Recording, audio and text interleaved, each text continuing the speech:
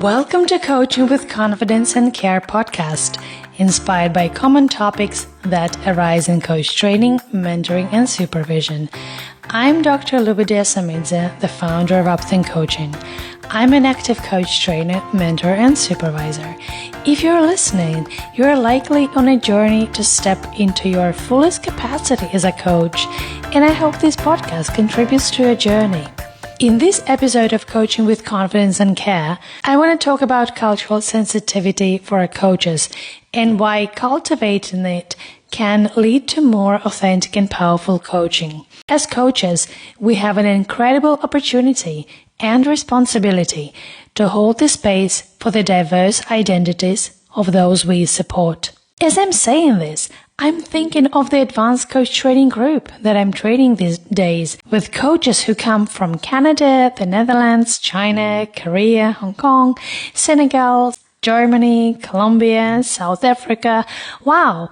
I really enjoy watching how these participants, together with our international faculty team, create a beautiful and rich tapestry of experiences and perspectives. I believe this topic may resonate with many of you as well. The recent COVID pandemic made a lot of coaches turn to delivering online sessions, even those practitioners who exclusively worked face-to-face. As a result, a lot of coaches have expanded the geography of their services, started to coach clients from all over the globe, and with the trend on remote and hybrid work, coaching for culturally diverse teams has become more popular as well. This podcast may be relevant not only if you are a coach, but also a leader who works with culturally diverse teams. I have a specific passion for intercultural coaching. I've been an expert in Chinese since 2010, and I've coached interculturally since my first session. I've worked with clients from more than 45 different countries. Many of my clients use English as their main working language, so English often serves as a lingua franca or intermediary language. In 2021, I was delighted to present at the ICF Converge virtual conference on the topic of delivering coach training to culturally diverse groups, and I was happy to share my insights with a global community of coaches. Apart from cultural sensitivity, I want to bring up the concept of cultural humility. Cultural humility means recognizing the richness and complexity of each person's identity, understanding that even where we share similarities, there are unique differences, and accepting that we can never fully know or be experts in someone else's lived experiences.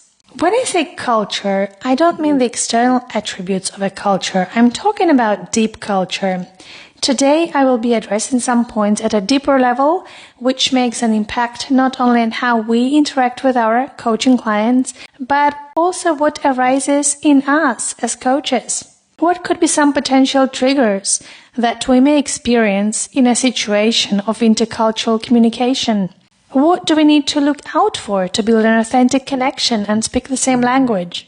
As always, in this episode, I'll be sharing my experiences, thoughts, and observations, not only as a coach, but also as a coach, trainer, mentor, and supervisor. I'll address some common concerns that I hear from coaches who work interculturally. I'll share a few reminders that may be helpful to consider and probably offer some reflection points for use in your independent reflective practice or supervision sessions. Here's how I've always approached any intercultural work I've done personally, whether in coaching or facilitation. For me, the value is not just in recognizing differences or getting too focused on them. The key point is enhancing the ways we show inclusion, cultivate trust, do self-reflection, and how we relate to others by cultivating a sensitive and humble way of being. If you're familiar with the ICF model of coaching competencies, you definitely know that cultural sensitivity is already part of our coaching competencies in many ways. Cultivates trust, demonstrates respect, acts professionally. I'm sure you know these phrases and you're already doing that. The tricky part is that behaviors showing trust, respect, or professionalism may vary across cultures. So it's not about showing respect in your way, but in your coachee's way. The key question is, How can we be sure we are actually being respectful in their view of the world, rather than just assuming we are?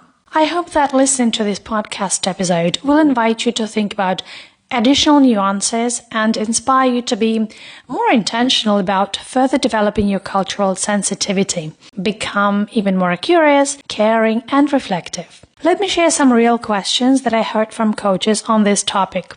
What if I say something in a way that doesn't sit right with my client? How can I repair that? How can I make sure I'm not judging their perspective just because it's different from mine? If I give direct feedback, will they respond directly or subtly? Can I take their response at face value, or do I need to read between the lines? I like to ask more open-ended questions to learn about their values, but could that feel too intrusive? There are some things in our coaching partnership that I like to bring up. What if they have different boundaries that I do, or misinterpret my intentions? How can I handle this without making it worse? How do I manage my own reactions if something they say feels uncomfortable or surprising? Have any of these questions ever crossed your mind? If yes, then keep listening. In this episode, I want to avoid naming specific cultures, as I don't want to create unintentional generalizations that may stick with you. Instead, I'll take a broader view of cultural nuances, and the purpose of my examples is simply to illustrate. So I'll invite you to draw on your own experiences working with culturally diverse clients. For us to use a shared language in this podcast, I'll refer to Hofstede's cultural dimensions theory. This is a framework for understanding cultural differences across countries. The dimensions are individualism versus collectivism, power distance, uncertainty avoidance, masculinity versus femininity, which is sometimes called task versus relationship orientation, long-term versus short-term orientation, indulgence versus restraint. I'll leave a link in the podcast description for you to explore. It's geerthofstede.com, geerthofstede.com, and you can read a brief description for each dimension and a 10-minute video in which Geert Hofstede himself explains that dimension. We cannot assume that every single person from a given culture exactly fits the description, but it helps anyway. It can help us understand another person's context. As they grew up, our conscious beliefs may have evolved outside of our own culture, but it's unconscious biases and perceptions that may still affect us. In this episode, I want to touch upon several aspects of coaching work that you may find relevant. And the first one is understanding diverse communication preferences. Challenges may arise when a coach interprets either client's words or nonverbal message. I know we all want to notice and not interpret, but sometimes that happens. It doesn't only happen when a coach shares their interpretation with our client, instead of presenting it as an observation. That may happen even in open-ended questions. For example, a coach is having a session with a client who explores some challenges at work, and the coach is willing to help the client by exploring a different perspective. And they may ask something like, "What would your boss say if you courageously approached them to address the problem?" And the client goes, "I'd never do that. This may embarrass both of us, and I'm not in the position to do that." Such client may come from a culture with a strong preference for indirect communication, hierarchy, and higher power distance. What may look courageous in one culture may look like ruining the harmony, rude, aggressive, or inappropriate in another culture. It may give a client a feeling their coach doesn't quite understand how things work in the client's environment. If a coach is not aware of this concept and continues to pursue that direction in their inquiry, in spite of the client's resistance, that may disrupt trust between client and coach.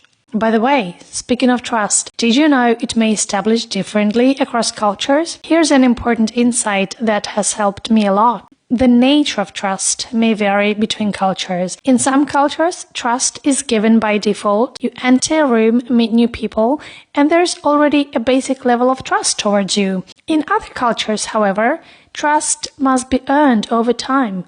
It's not a given and it doesn't emerge quickly. You need to be patient. If a coach doesn't know that, they may feel that something's going wrong. They may even raise the question with their client and say, "How do you feel about the energy between us? I'm sensing that you're a bit distant, as if there was a wall between us. This may or may not be true. Let me know how you feel." Here's the coach's assumption is that a certain level of psychological closeness should emerge in a short time. But it doesn't work this way in many cultures. I imagine this question may sound a bit too direct in some cultures and even slightly embarrassing. The coachee may feel that they're doing something wrong because they're not showing a very high degree of trust immediately in ways that they're visible to their coach. Here's another point that links to this. This is the degree of directness in communication. If we go back to Hofstede's cultural dimensions, you'll see that there are cultures that have a preference for direct communication, and there are cultures that have a preference for more subtle, indirect communication, where the full meaning is to be deciphered from multiple cues, not only from the verbal message. Of course, indirect messages are easier to read for people who are part of the culture than for those who are new or only occasionally exposed to it, especially if they are unaware of these differences in communication style. Another challenge could be navigating nonverbal communication. Difference in emotional reactions may be culturally determined. Here I mean pace, demonstration of emotions and their intensity, body language or facial expressions. I've seen so many times what happens when a person from a less expressive culture coaches a person from a more expressive culture, or the other way around. Body language can be easily misinterpreted. If there is a stronger preference for a more reserved demonstration of emotion or being less expressive, a coach accustomed to a more expressive style might assume the client is disengaged, uninterested, or that the session isn't going well. Maybe they are doing something wrong. If they do not reconfirm with the client how they feel, the coach may start to try harder in the attempts to remedy the situation as they see it, and may completely get out of sync with their client. And that may happen the other way around. When a coach from a more reserved culture hears the client's high pitch and sees their energetic body language, they may interpret this as excitement, anger, or stress. However, this interpretation may be completely wrong. Maybe their client is just staying neutral. In such situations, follow the best traditions of non-directive coaching. When coaching interculturally, it is especially important to notice, not interpret. Instead, ramp up your curiosity to 150%, and this applies not only to what you say to your client, but also to your internal dialogue. When there is a little voice in your head saying, "I wonder how this is going. Are they getting enough value out of it? Do we have good trust and rapport? What was it that has just happened? This silence, is it awkward or is it normal?" Remind yourself to get curious. Another very important point is addressing implicit biases. Coaches may have unconscious biases that impact their effectiveness with clients from different backgrounds. I've seen that many times, and I've definitely experienced those myself. Again, we don't do this consciously or intentionally, right? If you do this, it doesn't mean that you are not a good coach.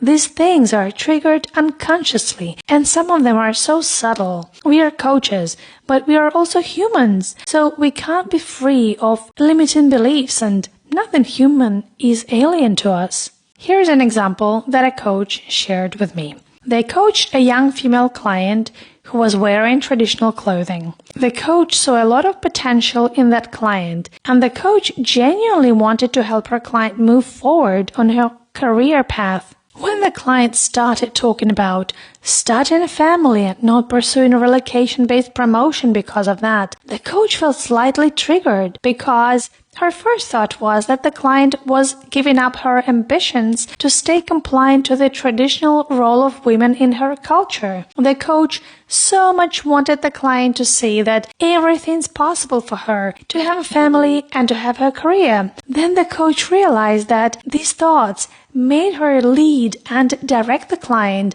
and she became concerned about her effectiveness as a coach and wanted to discuss it with me. Let's be kinder to ourselves.